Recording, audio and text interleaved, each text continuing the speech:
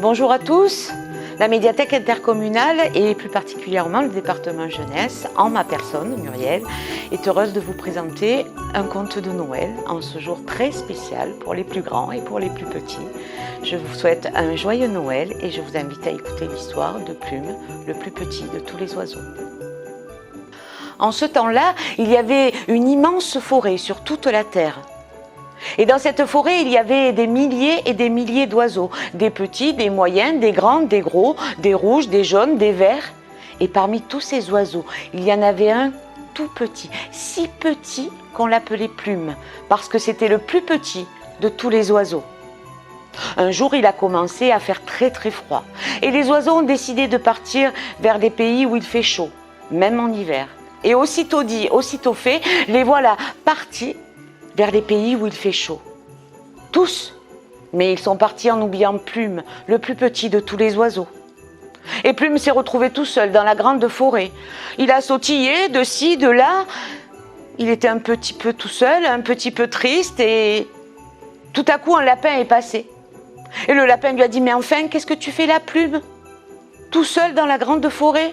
Alors Plume a expliqué que tous les autres oiseaux étaient partis vers les pays où il fait chaud, même en hiver, et qu'on l'avait oublié, lui, le plus petit de tous les oiseaux.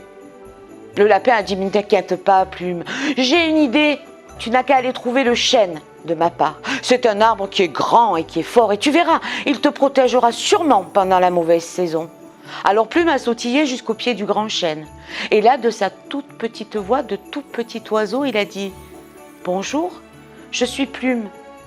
S'il te plaît, toi qui es si grand et si fort, protège-moi pendant la mauvaise saison. »« Non, non, non !» a répondu le chêne de sa grosse voix de bois. « Va-t'en, je tiens à rester seul et tranquille. » Alors Plume est reparti et il a continué à sautiller de ci, de là dans la forêt. Il faisait de plus en plus froid, il était toujours aussi seul et il commençait même à avoir un petit peu peur. C'est alors qu'un sanglier est passé. Le sanglier lui a dit « Mais enfin Plume, qu'est-ce que tu fais tout seul dans la grande forêt et par ce froid ?»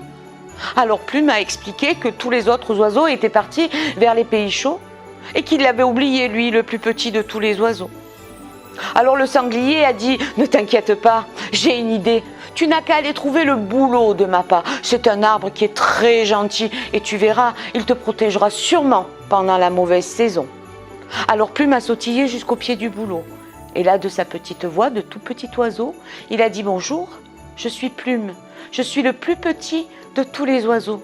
S'il te plaît, toi qui es si gentil, protège-moi pendant la mauvaise saison. » « Non, non, non !» a répondu le bouleau de sa petite voix flûtée. « Tu comprends, si je te laissais grimper sur moi, tu pourrais salir mon joli tronc tout blanc et aussi faire tomber mes jolies feuilles argentées.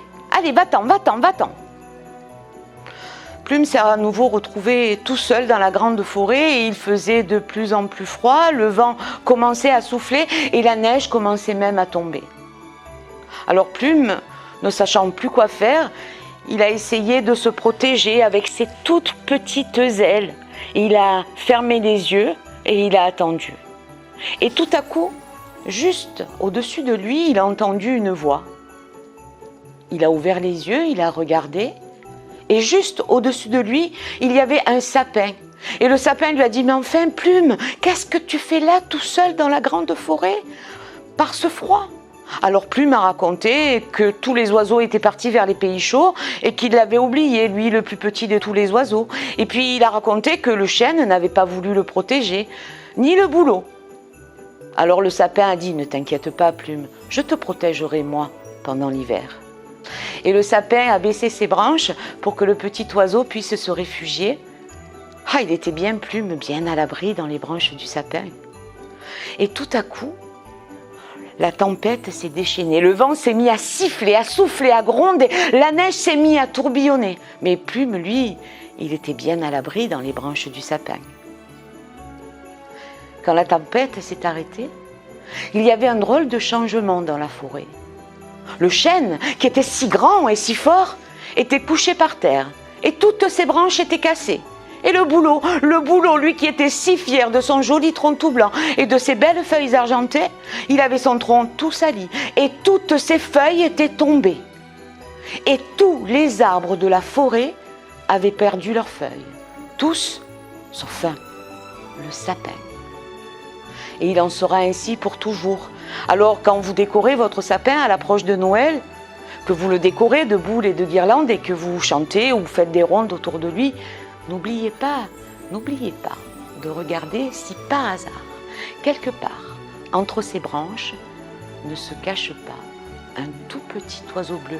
Vous savez, celui qu'on appelle plume, le plus petit de tous les oiseaux.